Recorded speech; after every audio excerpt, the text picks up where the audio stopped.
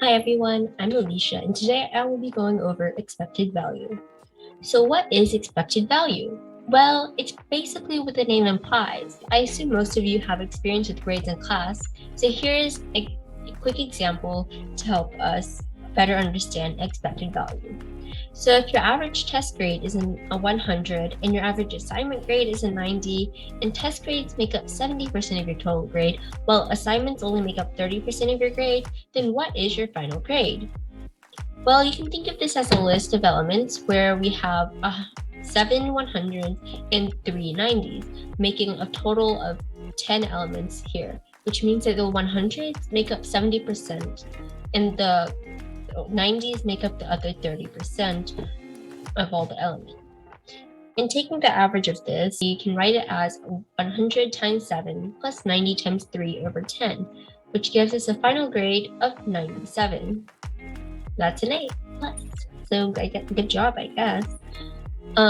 For this middle term, we can also write it as 7 over 10s times 100 plus 3 over 10s times 90. And this is just a more general way of writing it, especially when the fractions or the probabilities don't have a common denominator. So this is just a lot easier to do. Now let's take a look at the formula. So to find the expected value of an outcome, you need to calculate the sum of probabilities of outcomes multiplied by the value of the outcomes. So these two are the exact same. One is just a lot more compact than the other. And here, E of X is going to be the expected value, or what we're usually trying to find with these types of problems. P of I is going to be the probability that something happens. So in the previous example, this would be the 70% or the 30%. X of I is the outcome, so it would be what happens if given the probability. So in the previous example, if the probability was 70%, then the outcome would just be a 100. Let's move on to some examples. So here, a local lottery offers a prize amount of $750, 2 prize amounts of $500, and 3 prize amounts of $250. If they sold 1,000 tickets for $5 each, and you bought 3 tickets, what is the expected amount of money that you will win or lose?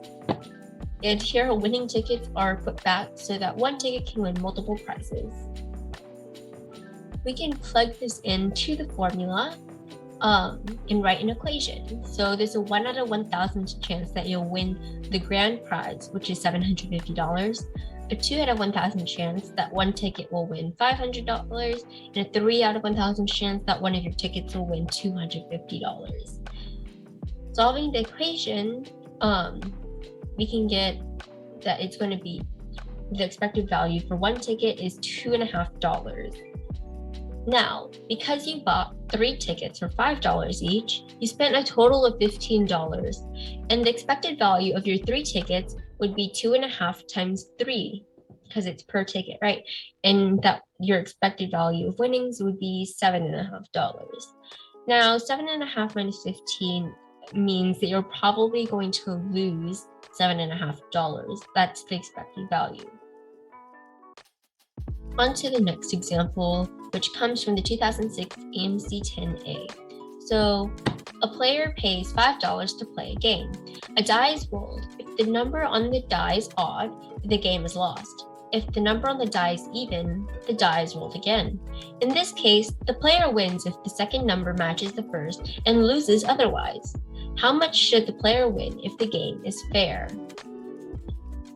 So on the first roll, there's a 1/2 chance that you can roll again because you must get an even number.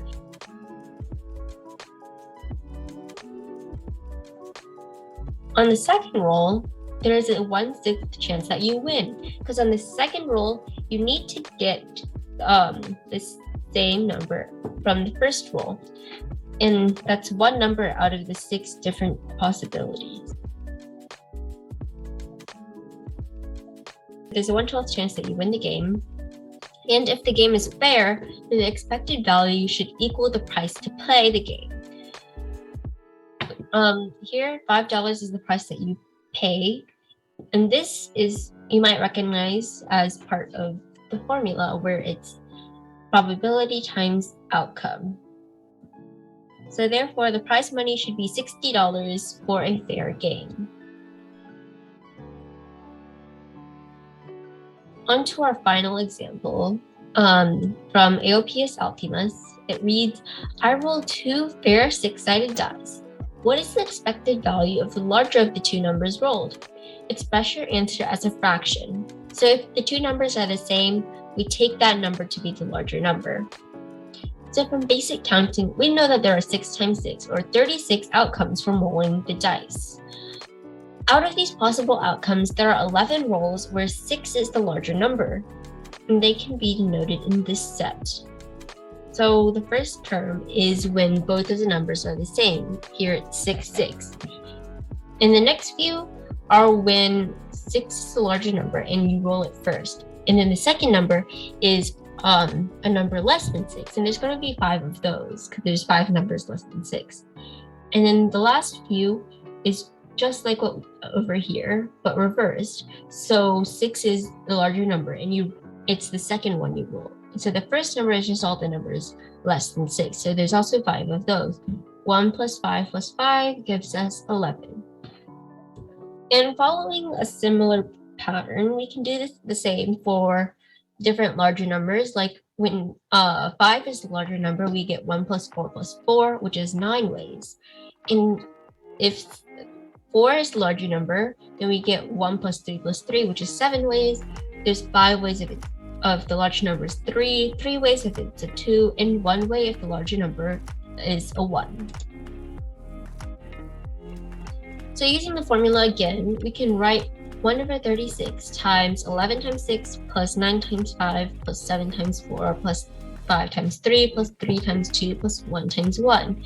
And we can take the 136 outside the brackets because all of these have a 1 out of 36 chance of happening.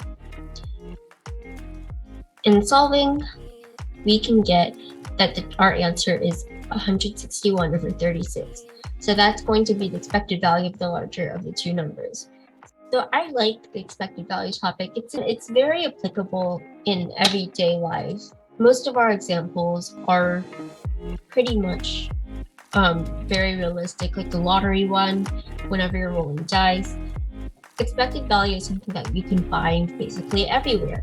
And overall, I just think it's a really interesting topic with a wide range of possibilities. And lastly, I want to say thank you for your time and for hosting the competition. And that's it for now. Bye.